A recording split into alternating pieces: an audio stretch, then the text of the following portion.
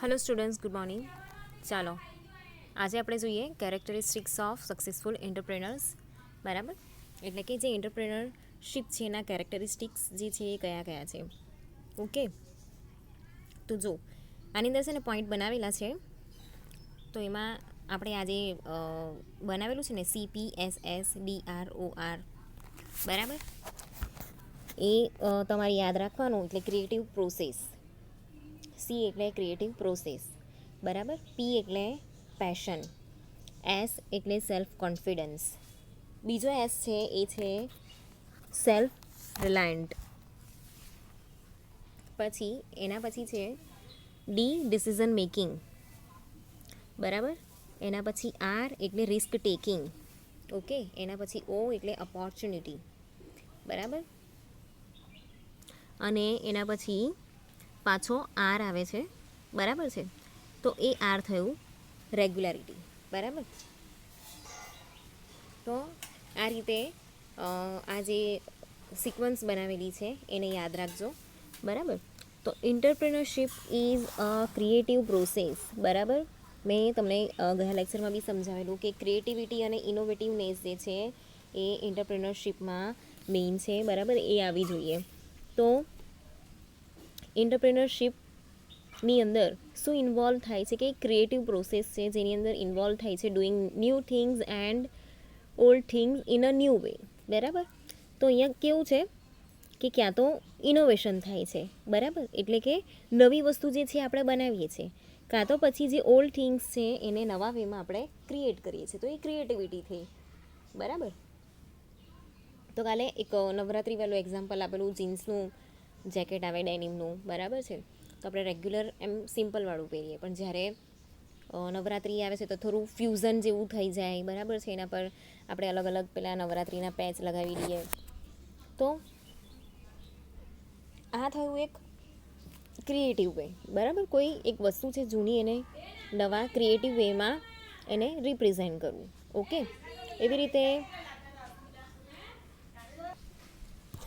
રીતે છે ને મેં થોડા દિવસ પહેલાં જ ઇન્સ્ટાગ્રામ પર એક પિક્ચર જોયું, બરાબર. તો એક કીટલી હતી ને, તો એ કીટલી મતલબ એક હ્યુમન ઇમોશન એને આપેલું હતું અને એને હાથમાં નાનો કપ પકડેલો હતો, બરાબર. એટલે કીટલીનો શેપ એવો હતો. તો આ રીતે ક્રિએટિવિટી જો લાવવામાં આવે પ્રોડક્ટની અંદર, બરાબર, તો એને આપણે યુઝ કરવાનું બી મજા આવે, બરાબર. પછી એવી રીતે મેં તમને બ્લૂટૂથ સ્પીકર ને બધાનું એક્ઝામ્પલ તમને આપેલું હતું, બરાબર છે. તો પહેલાં સ્પીકર આપણે શું કરતા હતા કે ભાઈ પહેલાં તો મોટા મોટા સ્પીકર હતા, બરાબર. એવા સ્પીકર બધાના ઘરે હોતા કે ભાઈ જે ડીજેમાં સ્પીકર આવે ને મોટા, એવા નાની સાઇઝના સ્પીકર આવે, એને વાયરથી જોઈન્ટ કરવાના, બરાબર. પણ હવે કેવું થઈ ગયું કે પછી એક પેલું પિનવાળો કેબલ આવે એનાથી જોઈન્ટ કરવાનું, તો મોબાઈલમાં પણ એ જોઈન્ટ થઈ શકે, બરાબર. હવે બ્લૂટૂથવાળું આવી ગયું. તો આ થયું કે એક જ વસ્તુ છે, સ્પીકર જ છે, એને અલગ અલગ એના આ એડિશન છે, બરાબર. એના પછી છે કે entrepreneurs are known to have a passion for their work. They are committed to what they are doing and deeply care for it. They are more concerned about what they are doing rather than the money they are making it. However, this does not mean that money is not a consideration, but it is not important factor in any decision. તો અહીંયા એન્ટરપ્રેનરશીપ જે છે એ એક પેશનની સાથે પણ જોડાયેલું છે, બરાબર છે. તો પેશન ફોર ધેર વર્ક, બરાબર. તો આપણે કોઈ બી કામ કરીએ છીએ કે જે ગોલ્સ છે આપણા, જે કામ આપણે હાથમાં લીધું છે, જેની અંદર આપણે એન્ટરપ્રેનરશીપ સ્ટાર્ટ કરી છે, બરાબર. તો એ કામ કરવા માટે આપણી અંદર પેશન હોવું જોઈએ, બરાબર. અહીંયા કેવું છે કે પૈસા કમાવા એ એટલા બધા ઇમ્પોર્ટન્ટ નથી. જ્યારે આપણે કોઈ વસ્તુ જે છે એકદમ મન લગાવીને કરીએ ને, બરાબર છે, તો પૈસા ઓટોમેટિક આવવાના જ છે. એવું કહેવાય કે પૈસાની પાછળ નહીં ભાગો, બરાબર છે. પૈસા નહીં કરવાના, તો એ જતા રહે. પણ આપણું જે ટેલેન્ટ છે, આપણી પાસે જે કામ કરવાની ટેકનિક છે, બરાબર, આપણું જે નોલેજ છે એને ગેઇન કરો કે એની પાછળ ભાગો, બરાબર. પૈસા ઓટોમેટિક પાછળ આવશે. તો આ એના જેવું જ છે, બરાબર. તો કામ કરવાનું જે પેશન છે ને એને તમારી અંદર જાળવી રાખો, બરાબર. એને કમિટેડ રહીને તમારું કામ કરો, બરાબર છે. એને લોયલ રહીને કામ કરો, એકદમ ડીપલી એને જઈને કામ કરો, બરાબર. એની અંદર જેટલા બી એફર્ટ લગાવવાના છે એ બધા એફર્ટ લગાવો. ઓકે, તો અહીંયા આપણો એક મેઇન ઇન્ટેન્શન ખાલી પૈસા કમાવાનો નથી, બરાબર છે. એની જગ્યા પર આપણે શું કરીએ છીએ કે ભાઈ આપણું જે કામ છે એને બહુ સારી રીતે કરીએ, બરાબર છે. એની પર પાછળ આપણે એફર્ટ લગાવી, મહેનત કરીએ, તો આપણને એનું જે ફળ મળવાનું છે ને એ મળશે, બરાબર. એટલે પૈસા આવવાના જ છે. ખાલી આપણે પૈસા કરીશું ને, બરાબર, તો એમાં મજા નહીં આવે. ઓકે, એટલે અહીંયા પેશન ફોર ધેર વર્ક એ હોવું જોઈએ. એના પછીની ક્વોલિટી છે, તો another key quality or characteristics is self confidence and self belief, બરાબર છે. તો તમારી અંદર સેલ્ફ કોન્ફિડન્સ હોવું જોઈએ કે હું આ સ્ટાર્ટ કરું છું તો આ કરી શકું છું, બરાબર. મારાથી નહીં થશે, મને નથી આવડતું, બરાબર. નથી આવડતું તો શીખો, નથી થતું તો એટલીસ્ટ એકવાર ટ્રાય કરો, એનાથી આપણને એક્સપિરિયન્સ મળશે, બરાબર. અને એક્સપિરિયન્સ મેક્સ મેન પરફેક્ટ, બરાબર છે. એક્સપિરિયન્સ પરથી જ આપણે બહુ બધું વસ્તુ શીખવાનું પણ છે. તો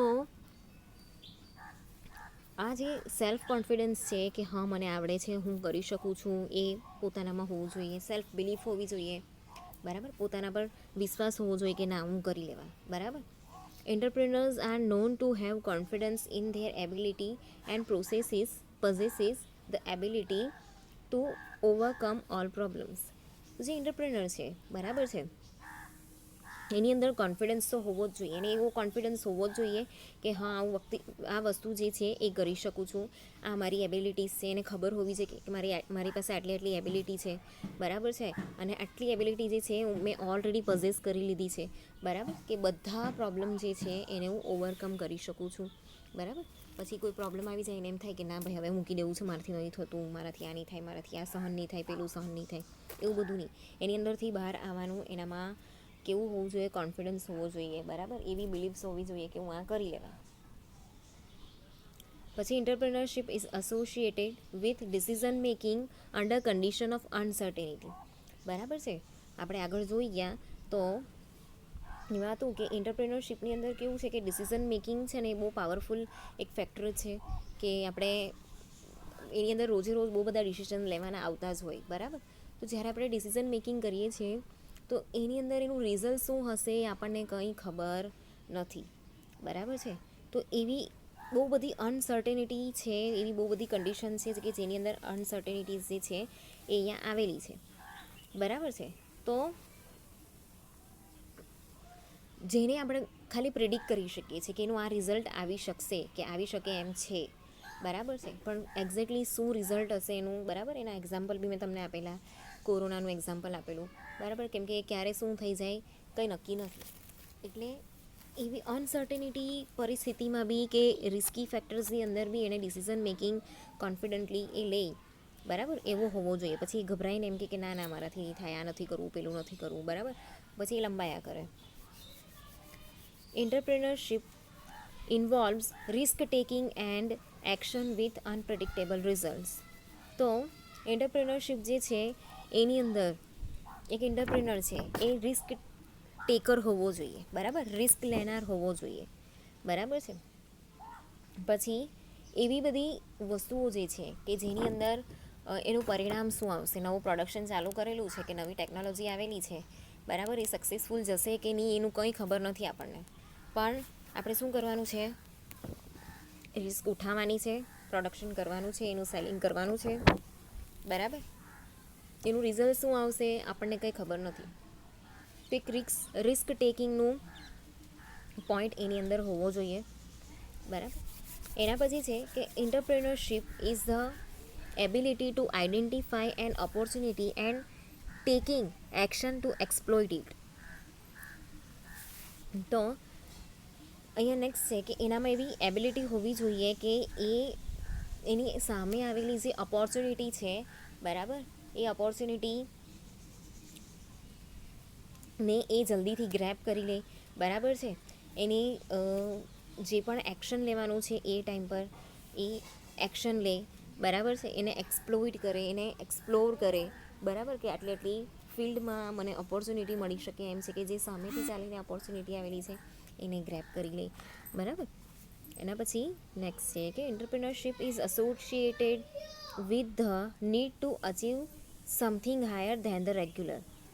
બરાબર. તો એન્ટરપ્રિનરશિપની અંદર બીજું શું છે, તો એ એવી વસ્તુની સાથે જોડાયેલું છે કે જેની અંદર આપણે કંઈ અચીવ કરવાનું છે. બરાબર છે ને. કેવું હોય કે આપણે એકવાર અચીવ કર્યું તો પછી એનાથી વધારે અચીવ કરવાનું છે, એનાથી વધારે અચીવ કરવાનું છે, એવું કોન્ફિડન્સ છે ને આપણે આપણી અંદર રાખવાનું છે, એવી ડિઝાયર આપણી અંદર રાખવાનો છે. પીપલ વિથ સચ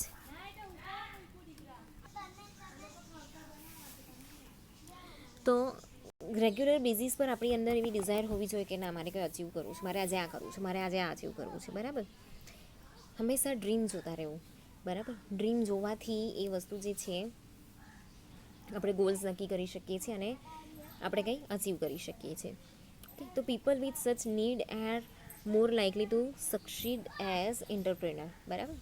તો જે લોકો આવી રીતે રેગ્યુલરલી એવું અચીવ કરવામાં બિલીવ કરતા હોય, બરાબર છે, કે મને આ જોઈએ છે, મારે પેલું અચીવ કરવું છે, મારે પેલી અચીવ કરવું છે, ડ્રીમ્સ જોતા હોય, બરાબર, એ લોકો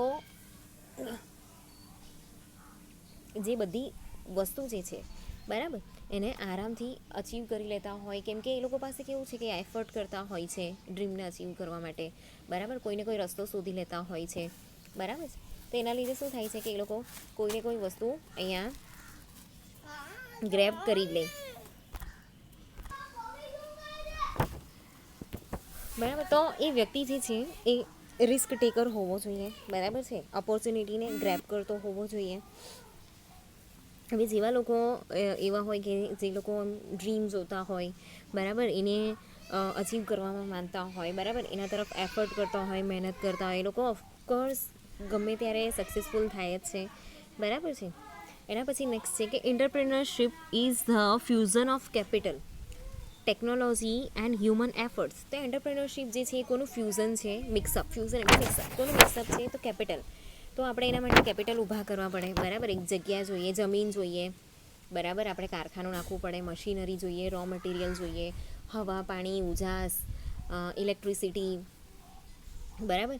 તો એની અંદરથી કેપિટલ એટલે કે પૈસા હોવા જોઈએ, પૈસા ઇન્વેસ્ટ કરવા પડે. બરાબર છે. પછી કારખાનું નાખવું પડે તો એની અંદર બી પૈસા આપણા ઇન્વેસ્ટ થાય. મશીનરી તો એ કેપિટલ થયું. બરાબર. તો કેપિટલ હોવી જોઈએ. પછી એની સાથે ટેકનોલોજી હોવી જોઈએ. બરાબર. હ્યુમન એફર્ટ્સ જે છે એ પણ એટલા જ ઇમ્પોર્ટન્ટ છે. હ્યુમન રિસોર્સિસ જે છે એ પણ એટલું જ ઇમ્પોર્ટન્ટ છે. કેમ કે બધું વસ્તુ જે છે એ મશીનરી નહીં કરી શકે. બરાબર. હ્યુમન એફર્ટ્સ જે છે એ પણ એટલા જ જરૂરી છે. હવે મશીનરી લાવીને મૂકી દીધા પણ એને ચલાવે કોણ? મશીન એકલા તો નહીં ચાલવાના. એને ચલાવવા માટે બી માણસો જોઈએ. બરાબર છે. હવે બધી જ વસ્તુ જો મશીન કરે તો આપણે ક્યાં નોકરી લેવા જઈએ? આપણે શું કરીએ? બરાબર. તો આપણે પણ એવી રીતે સર્વાઈવ નહીં કરી શકીએ. તો ટેકનોલોજી, હ્યુમન એફર્ટ્સ, બરાબર, બધી જ વસ્તુ અહીંયા જરૂરી છે. એના પછી નેક્સ્ટ છે કે in addition to above mention characteristic, entrepreneurship must possess drive, perseverance, ability to complete task, willingness to work hard and take risk. બરાબર. તો હવે અહીંયા જેટલા કેરેક્ટરિસ્ટિક્સ હતા, બરાબર, self confidence, self reliant, decision making, risk taking, opportunity, બરાબર, રેગ્યુલારિટી. પછી એ સિવાય બી એની પાસે કયા કયા ફેક્ટર્સ હોવા જોઈએ? તો એ ડ્રાઈવ એટલે એનું કામ જે છે ને એ રેગ્યુલરલી કન્ટિન્યુઅસ કરતો હોય, એની અંદર જે છે નવીનતા લાવતો હોય. બરાબર છે. પછી કોઈ બી ટાસ્ક એ હાથમાં લે તો એને કમ્પ્લીટ કરવાની એનામાં એબિલિટી હોવી જોઈએ. પ્રિઝર્વન્સ એટલે એ જે પણ કામ કરે છે, બરાબર છે, એ સારી રીતે કરે, એને એકદમ ધ્યાનથી કરે કે મારે આ કામ કરવાનું છે, આ મારું કામ છે, એને જવાબદારીપૂર્વક એને નિભાવે. બરાબર. વિલિંગનેસ તો એને એ કામ વિલિંગલી કરવું છે. બરાબર છે. એ વસ્તુ પણ એનામાં હોવું જોઈએ. પછી જબરજસ્તીનું કામ થોપવામાં આવે તો એ મજા નહીં આવે. બરાબર. પછી રિસ્ક ટેકર હોવો જોઈએ. મેં તમને પહેલાં કીધું એ પ્રમાણે, બરાબર, કે એ રિસ્ક લેતો હોવો જોઈએ. જો એ રિસ્ક લેવામાં માનતો હોય ને તો જ એ સક્સેસફુલ એન્ટરપ્રેનર બની શકે. કે આપણે રિસ્ક લેવામાં નહીં માંડીએ, બરાબર, ગભરાયા કરીએ તો પછી આપણે એન્ટરપ્રેનરશિપ જે છે એ સ્ટાર્ટ જ નહીં કરી શકીએ.